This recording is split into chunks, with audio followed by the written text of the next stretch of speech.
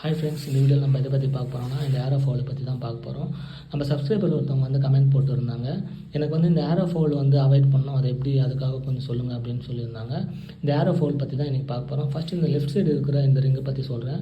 Mostly left side இருக்கிற இந்த ரிங்கில் நம்மளுக்கு ஃபவுலே வராது. ஏன்னா நம்மளுக்கு இங்கேருந்து பார்க்கும்போது ஈஸியாக தெரியும் இது ஃபவுல் இல்லையா, ரிங்கு நம்ம கரெக்டாக வச்சுருக்கோமா அப்படின்ட்டு நல்லா தெரியும் நமக்கு. மோஸ்ட்லி இதை நீங்கள் கான்சன்ட்ரேஷன் பண்ணுறதை விட, லெஃப்ட் சைடு கான்சன்ட்ரேஷன் பண்ணுறதை விட ரைட் சைடு அதிகமாக நீங்கள் கான்சன்ட்ரேஷன் பண்ணலாம்.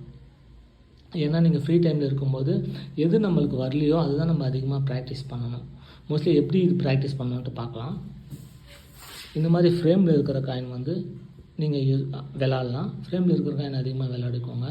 அதுவும் இல்லாமல் இந்த அண்டர் கட் விளையாடுங்க. இல்லை எனக்கு வந்து இருந்தாலும் எனக்கு ஃபவுல் வருது அப்படின்னு நீங்கள் நினச்சிங்கன்னா ஹைவரி ஸ்டைகர் ஒன்று வாங்குங்க. ஹைவர் ஸ்டைகர்னால் கொஞ்சம் லைட்டாக கொஞ்சம் சின்னதாக இருக்கும், உங்களுக்கு ஃபவுல் விழுறதுக்கான வாய்ப்பு கம்மியாக இருக்கும்.